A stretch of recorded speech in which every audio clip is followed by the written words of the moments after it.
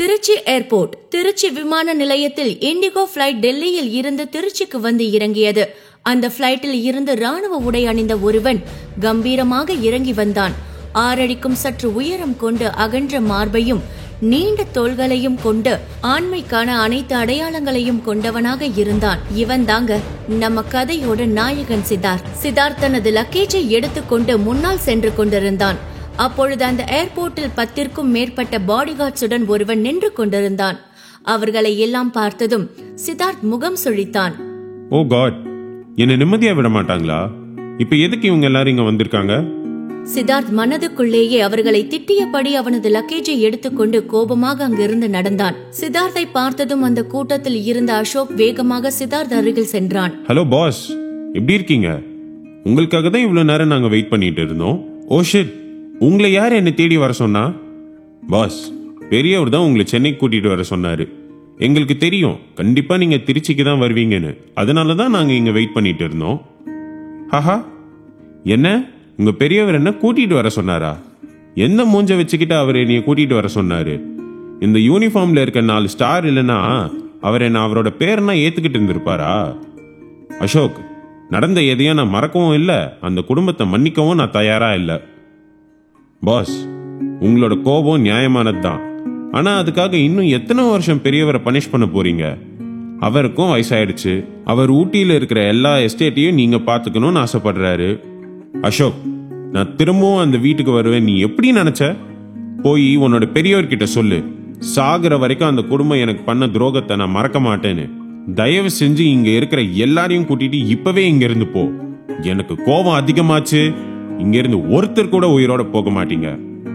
Pass, please கோவப்படாதீங்க. நான் சொல்றது கொஞ்சம் கேளுங்க. இது எல்லாமே ஒரு மிஸ் அண்டர்ஸ்டாண்டிங் தான். Ashok, please stop it. என்ன சொன்ன? மிஸ் அண்டர்ஸ்டாண்டிங்கா? என் மேல அவ்வளோ பெரிய பழிய போட்டு இவ்வளவு பேர் முன்னால என்ன அசிங்கப்படுத்தினதுக்கு பேரு மிஸ் அண்டர்ஸ்டாண்டிங்கா? சித்தார்த் அசோக்கிடம் அப்படி கோபமாக பேசுவதை பார்த்ததும் அசோக் ஒரு நிமிடம் அதிர்ந்து போனான். இல்ல பாஸ், நான் என்ன சொல்றேன்னா, அசோக், இதுக்கு மேல என்கிட்ட எதுவும் பேசாத. தயவு செஞ்சு இங்க இருந்து கிளம்பு. இல்லைன்னா நான் என்ன பண்ணுவேன்னு எனக்கே தெரியாது. சித்தார்த் அந்த ஏர்போர்ட்டை அதிரும் அளவிற்கு கத்தினான். அதற்கு மேலும் அவனிடம் பேசுவதில் எந்த பலனும் இல்லை என்பதை புரிந்து கொண்ட அசோக் தனது ஆட்களை கூட்டிக் கொண்டு அங்கிருந்து வெளியேறினான். இன்னும் கோபம் குறையாத சித்தார்த் தனது தலையை பிடித்துக் கொண்டு அங்கிருந்த ஒரு சேரில் உட்கார்ந்து அந்த நாளை நினைத்து பார்த்தான். அப்பொழுதே அவனது கண்களில் கண்ணீர் தானாக வழிந்தது. 5 வருடங்களுக்கு முன்பு. சித்தார்த், எங்கப்பா இருக்க? ஒரு நிமிஷம் இங்க வா. சித்தார்த்தின் தாத்தா ரகுராம் வேந்தன் சென்னையில் மிகப்பெரிய பிசினஸ்மேன். சித்தார்த்தின் தாய் அவனுக்கு 3 வயது இருக்கும் பொழுதே இறந்துவிட அவனது தந்தை 2வது திருமணம் செய்து கொண்டார். அதனால் அவனது தாத்தாவிற்கு எப்பொழுதும் அவன் மீது அலாதி அன்பு இருந்தது. ஹாய் தாத்தா, குட் மார்னிங். என்ன இன்னைக்கு ரொம்ப ஹாப்பியா இருக்கிற மாதிரி இருக்கு? Good morning my boy. ஆமா, நான் இன்னைக்கு ரொம்ப ஹாப்பியா இருக்கேன். ஏன்னா இந்த நாளுக்காக தான் இத்தனை வருஷம் காத்துக்கிட்டு இருந்தேன். என்ன தாத்தா சொல்றீங்க? இந்த நாளுக்காகவா? ஏன், இன்னைக்கு என்ன விசேஷம்? சித்தார்த் கண்ணா, இங்க வா. வந்து தாத்தா பக்கத்துல உட்காரு. உனக்கு நான் எல்லாம் விவரமா சொல்றேன். என்ன தாத்தா, ஏதோ பெரிய சீக்ரெட் சொல்ற மாதிரி கூப்பிடுறீங்க? இதுக்கப்புறம் இந்த பிசினஸ் நீ தான் எடுத்து பண்ணணும். நான் பார்த்துக்கிட்டு இருக்க எல்லா பிசினஸையும் உன்கிட்ட ஒப்படைக்க போறேன். அது எல்லாருக்கும் இன்ஃபார்ம் பண்றதுக்காக நாளைக்கு ஒரு பார்ட்டியும் உனக்காக நான் அரேஞ்ச் பண்ணியிருக்கேன்.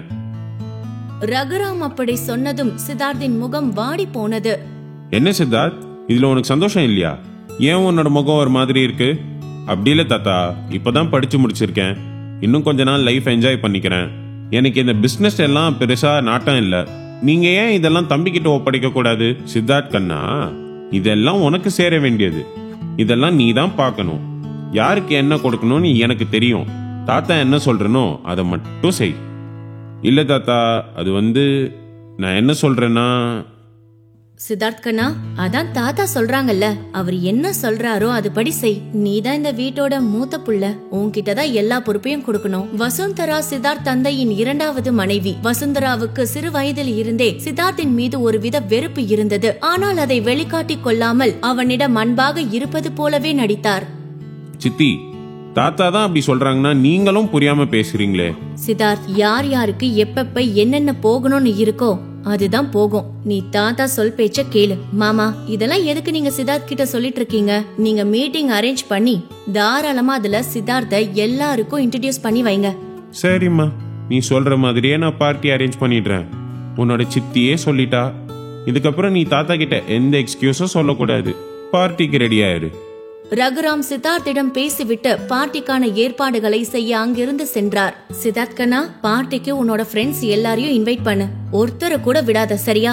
ஆன்ட்டியும் போய் என்னோட ஃப்ரெண்ட்ஸ் எல்லார்கிட்டயும் இந்த குட் நியூஸ சொல்ற. சித்தார்த்திடம் பேசிவிட்டு மிகவும் சந்தோஷமாக சிரித்துக் கொண்டு தனது அறைக்கு வந்த வசுந்தரா தனது கையில் கிடைத்த அனைத்து பொருட்களையும் போட்டு கீழே உடைத்தார். சித்தார்த், உன்னை அவ்ளோ சாதாரணமா இந்த ஃபேமிலி பிசினஸ் டேக் ஓவர் பண்ண விட மாட்டேன். இதெல்லாம் என் பையனுக்கு தான் வந்து சேரணும். இதெல்லாம் என் பையன் தான் ஆளணும். உன்னை நான் என்ன பண்றேன்னு நாளைக்கு பார்ட்டில தெரியும். அடுத்த நாள் ரகுராம் சொன்னது போலவே மிகவும் கிராண்டாக சென்னையில் இருக்கும் ஒரு பெரிய 5 ஸ்டார் ஹோட்டலில் பார்ட்டி அரேஞ்ச் செய்திருந்தார். பார்ட்டியில் கலந்து கொள்வதற்காக பெரிய பெரிய கோடீஸ்வரர்களும் செலிபிரிட்டிஸும் வந்திருந்தார்கள். அம்மாடி வசுந்தரா, பார்ட்டிக்கு எல்லாரும் வர ஆரம்பிச்சிட்டாங்க. ஈவினிங் டைம்ங்கிறதால இப்ப ஸ்டார்ட் பண்ணாதான் கரெக்டா இருக்கும். அதனால சித்தார்த்த சீக்கிரம் போய் கூட்டிட்டு வாமா. சித்தார்த் உள்ள ரெடி ஆயிட்டு இருக்கா மாமா, நான் இப்பவே கூட்டிட்டு வந்துடுறேன். ரகுராமிடம் பேசி சிரித்து விட்டு வேகமாக தனது அறைக்கு வந்தவர் தனது பர்சில் இருந்த பவுடர் போன்ற ஏதோ ஒரு பொருளை அதில் கலந்தார். பின்பு அதை எடுத்துக்கொண்டு சித்தார்த்தின் அறைக்கு சென்றார். வசுந்தரா அந்த ஜூஸில் கலந்தது என்ன? சித்தார்த் வாழ்க்கையை திருப்பி போடும் அளவிற்கு அன்று இரவு அப்படி என்னதான் நடந்தது? கேளுங்க ஹிடன் சிஇஓ ஆடியோ சீரீஸ் உங்க குக்கு எஃப்எம் ஆப்ல. டவுன்லோட் தி ஆப் நவ.